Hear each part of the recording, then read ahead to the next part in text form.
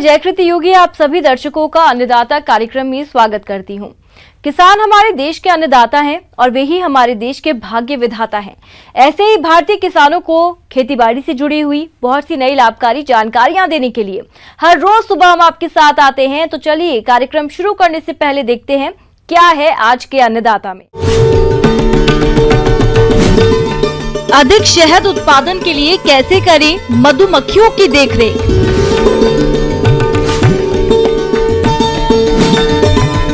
अच्छी पैदावार के लिए अरहर की फसल में जरूरी कार्य।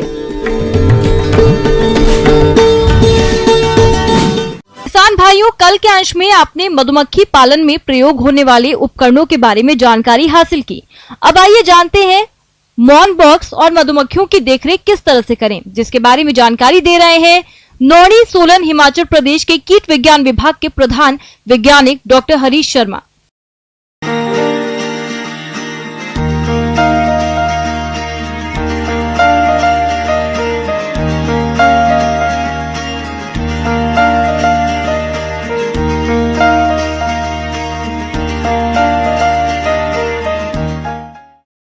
तो हम अपना जो मौन वंश, जब हमारे मौन वंश जैसे हमारे 60 से 80 मौन वंश हम कहते हैं एक स्थान पर रखें, और उस स्थान को जहाँ पे हमारे अधिक मौन वंश होते हैं उसी को हम मोनाले कहते हैं, एपेरी कहते हैं।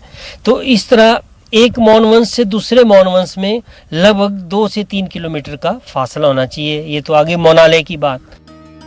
किसान भाइयों, इस व्यवसाय में बहुत महत्वपूर्ण प्रक्रिया होती है जिसे स्थानांतरण कहते हैं। इसमें फूलों की उपलब्धता के अनुसार मॉन बॉक्सों का जगह बदलना पड़ता है ताकि फूलों की उपलब्धता अधिक समय तक बनी रहे और शहद का उत्पादन बढ़ाया जा सके। आपको अपने उस क्षेत्र के जो मौन पुष्प हैं उनके बारे में जानकारी होनी चाहिए।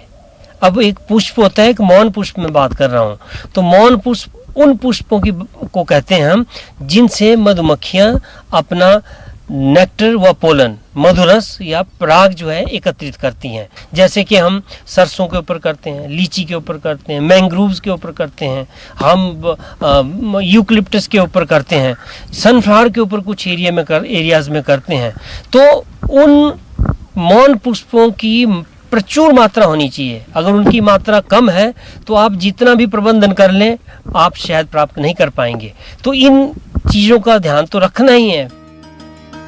मौन पालन व्यवसाय में बॉक्सों का देखरेख ठीक से होना जरूरी है, क्योंकि देखरेख में थोड़ी सी अनदेखी से इस व्यवसाय में घाटा हो सकता है। तो देखरेख में किन विशेष बातों का ध्यान रखना है, आइए जानते हैं। जो मौन गृह के अंदर आपकी चौखटें या फ्रेम हम कहते हैं, उनको हम हाइव टूल कहते हैं।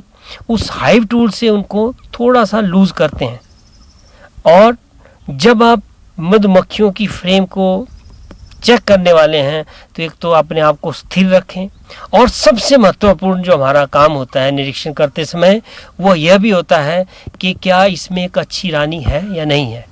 मौनवंश जितना सशक्त हो, लेकिन उसके आगे सशक्त तो तभी होगा जब हमारे उसमें एक अच्छी युवा रानी जो होगी वो उपलब्ध होगी। और साथ ही साथ रानी की कार्यकुशलता जो है वो हम देखते हैं अंडों से, ब्रूड से।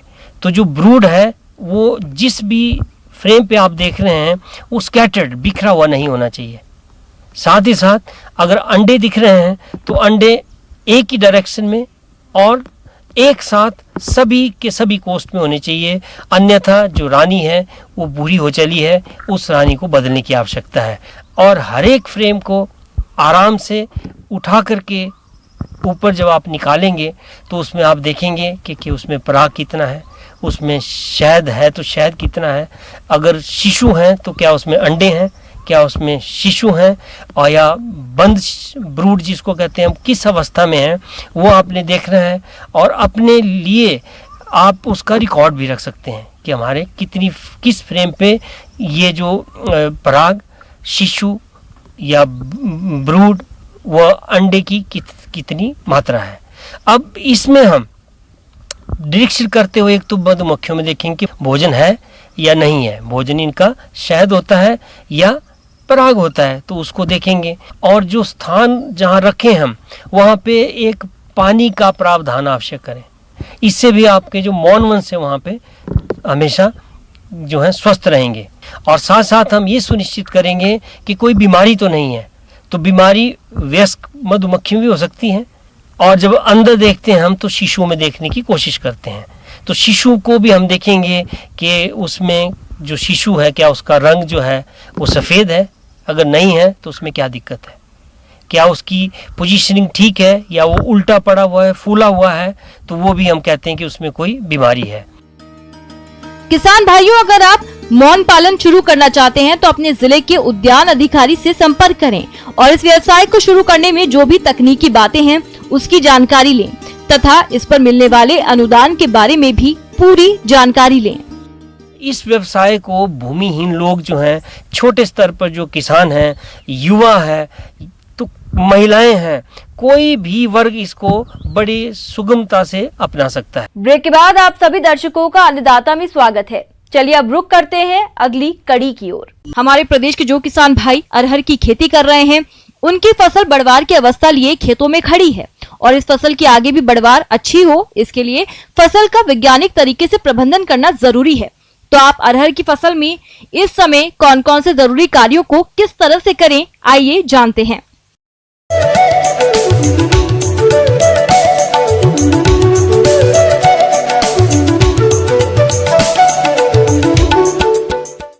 हम उम्मीद करते हैं कि अरहर बीज किसान भाई ने जिन लोगों ने लगाया हुआ है वो अरहर की फसल भी लगभग महीने भर की हो रही है। और उस अरहर की फसल में सबसे बड़ी समस्या जो है वो समस्या है खरपतवार नाशक का।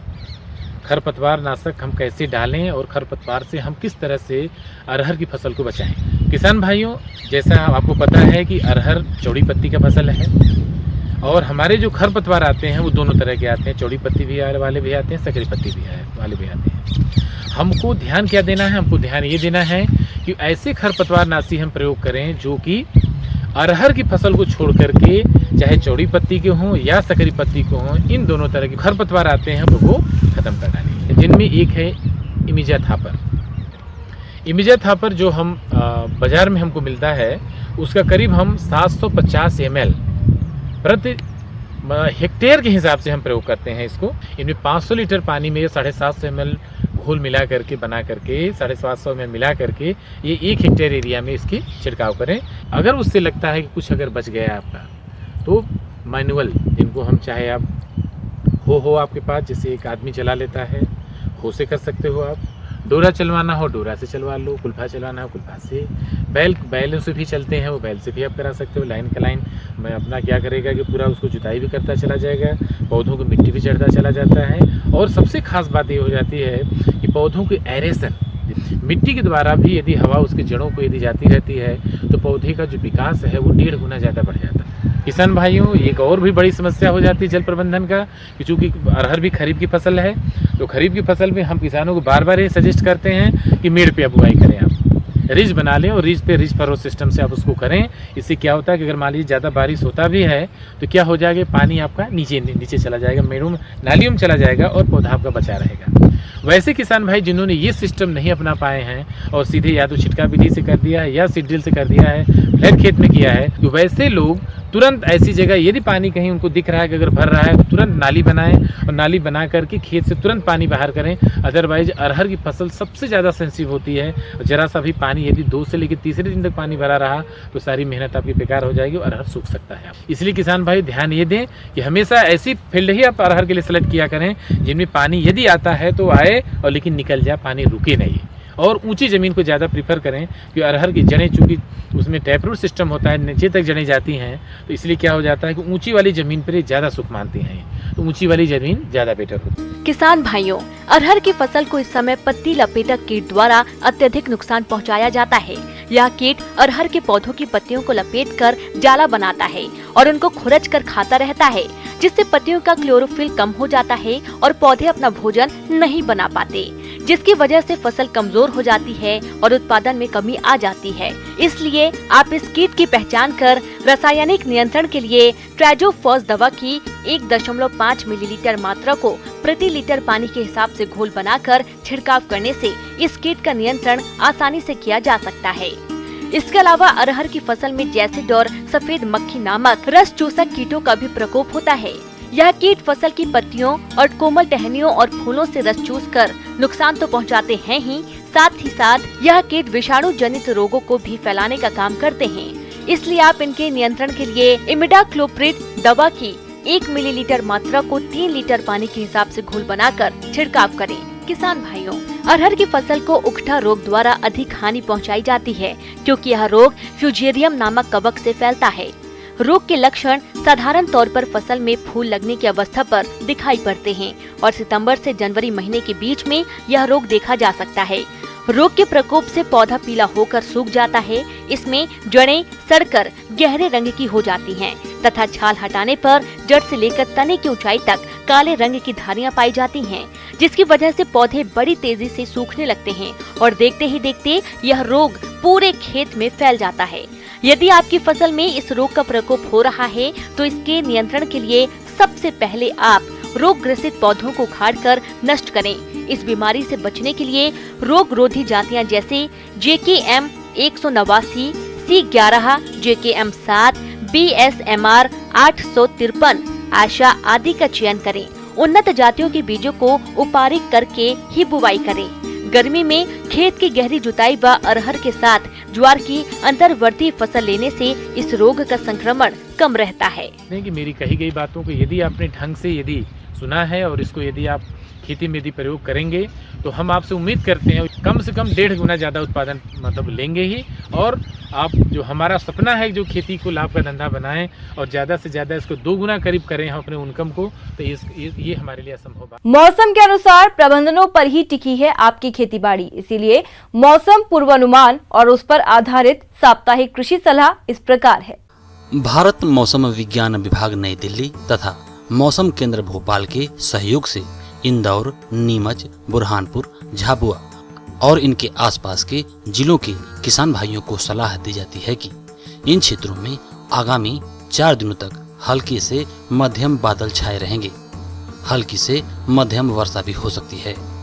ऐसे में इन क्षेत्रों के किसान भाइयों को सलाह दी जाती है कि सोयाबीन की फसल में नीला बिरिंग, जिसे ब्लू बीटल के नाम से जानते हैं, का प्रकोप होने पर क्विनाल्फास 1.5 लीटर प्रति हेक्टेयर की दर से छिड़काव करें। सोयाबीन, मूंग, अरहर, तिल, उड़द और सब्जियों में भिंडी, लौकी, तोरई आदि पर सफेद मक्खी फसल पर विषाणु जनित पीला मोज़ेक रोग फैलाती है। रोग के लक्षण पौधे की नई पत्तियों पर दिखाई देते हैं। नियंत्रण के लिए मौसम साफ होते ही इमिडाक्लोप्रिड 17.8 SL की 100 मिलीलीटर मात्रा प्रति हेक्टेयर की दर से छिड़काव करें। सोयाबीन, सब्जियों एवं अन्य खरीफ फसलों में जल निकास की उचित व्यवस्था बनाए रखें। खरीफ सब्जियों की फसल की निराई गुड़ाई करें तथा बची हुई उर्वरकों की मात्रा दें।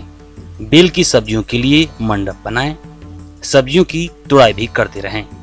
कीट एवं बीमारियों से फसल को बचाने के लिए जरूरी कीटनाशकों एवं फफूंदनाशकों का प्रयोग करें।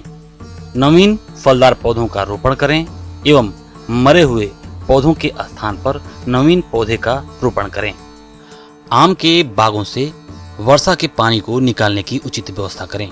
फलदार वृक्षों के तनों पर वार ईटिंग कैटरपिलर, जिसे छाल खाने वाली इल्ली कहते हैं, दिखाई देने पर इनके बनाए हुए छिद्रों में मिट्टी का तेल छेदों में डालकर गीली मिट्टी से ढक दें। पशुशाला एवं मुर्गीशाला में किलनी एवं चिमड़ी के नियंत्रण हेतु मेलाथियान की 3 मिलीलीटर मात्रा प्रति लीटर पानी की दर से घोल बनाकर छिड़काव करें। बकरियों को बारिश से भीगने से बचाने की व्यवस्था करें एवं CCPP का टीकाकरण करवाएं। अन्नदाता हेल्पलाइन निशुल्क फोन संपर्क सेवा के माध्यम से आपके द्वारा पूछे गए प्रश्नों में से 1 या 2 महत्वपूर्ण प्रश्न को हम अपने कार्यक्रम में शामिल करते हैं। इसी के तहत आज का चयनित प्रश्न और उसका जवाब इस प्रकार है। आज के अन्नदाता हेल्पलाइन में जिस प्रश्न को कार्यक्रम में शामिल किया गया है उसे पूछा है ग्राम नादर, जिला खंडवा के किसान संदीप जैन ने। आप कपास की फसल में लगने वाले कीट और रोगों के नियंत्रण पर जानकारी चाहते हैं, तो संदीप जी आपकी जानकारी के लिए प्रस्तुत है कार्यक्रम का यह अंश। आज हम चर्चा करेंगे हमारे यहाँ कपास की खेती होती है अभी, जो कि बीटी कपास करके खास करके जो खेती अभी कम से कम 45 से 50 दिन के लगभग होने जा रहे हैं।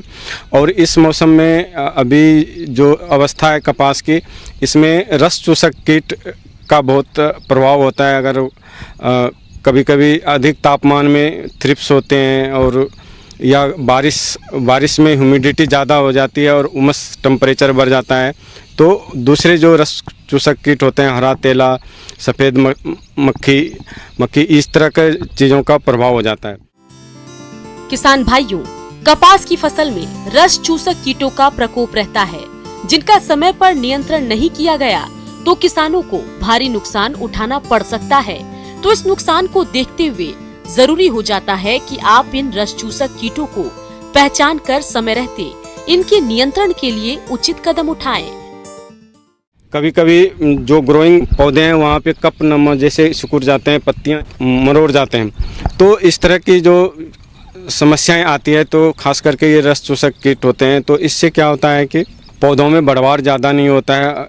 अगर कोई किसान भाई छिड़काव नहीं किए हैं तो इसमें एक नीम तेल आता है, नीम तेल का 0.03% या 0.15% का कोई भी 3 से 5 ml प्रति लीटर पानी के हिसाब से अगर हम इसका छिड़काव करें 45 दिन पे और 60 दिन के फसल अवधि पे, तो ये रस चूसक कीटों का प्रभाव कम हो जाता है। कपास की फसल में इस समय जड़ गलन रोग का प्रकोप होता है। किसान भाइयों, जैसा कि नाम से ही पता चल रहा है कि यदि कपास के पौधों की जड़ ही गल जाएगी तो ऐसी फसल से क्या उत्पादन मिलेगा, इसका अंदाजा आप स्वयं लगा सकते हैं। ऐसे में जरूरी हो जाता है कि इस रोग की सही पहचान करके उचित नियंत्रण उपाय अपनाए जाएं। दूसरी समस्या इसमें एक जड़ गलन की आती है, जो किसी किसान भाई अभी हमारे सैंपल लेकर के आए थे कि उसमें जड़ गलन की समस्याएं आती है। तो अगर कोई किसान भाई जड़ गलन की समस्याएं आ रही है तो उसमें एक कार्बेंडाजिम 50% नाम की दवा आती है, उसका 2% घोल बना करके आप उसका छिड़काव करें कि अच्छे से नीचे से ऊपर तक छिड़काव करना चाहिए।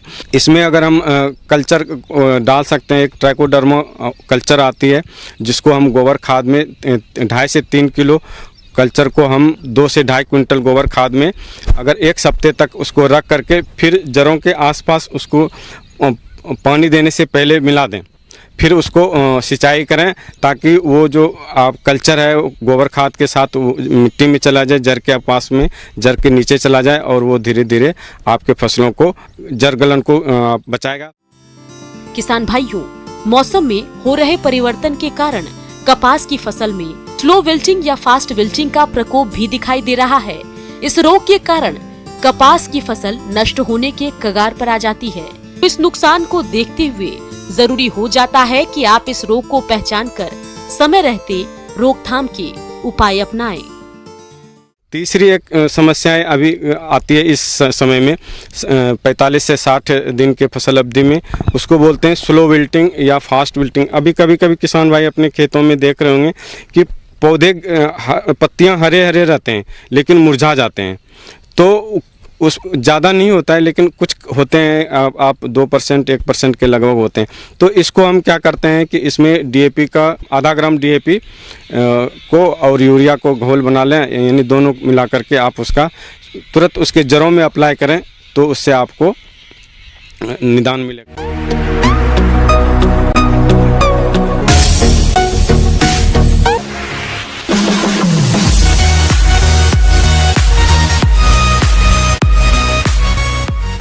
आइए अब एक नजर डालते हैं राज्य के कुछ चुनी हुई मंडियों के प्रमुख फसलों के बाजार भाव पर।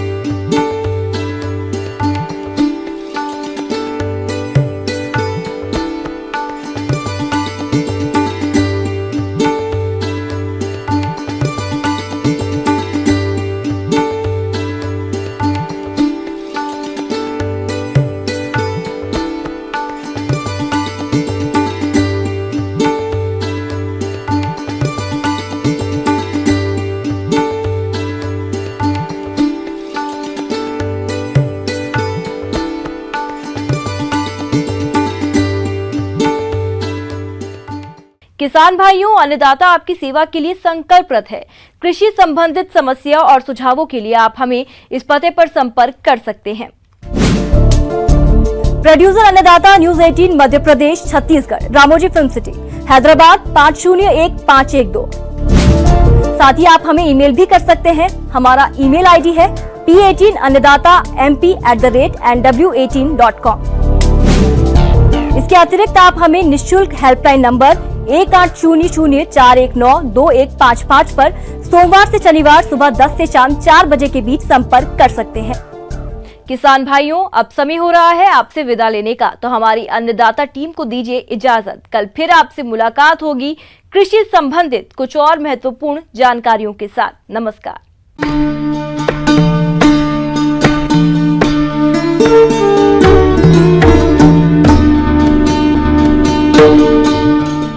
अन्नदाता पावर्ड बाय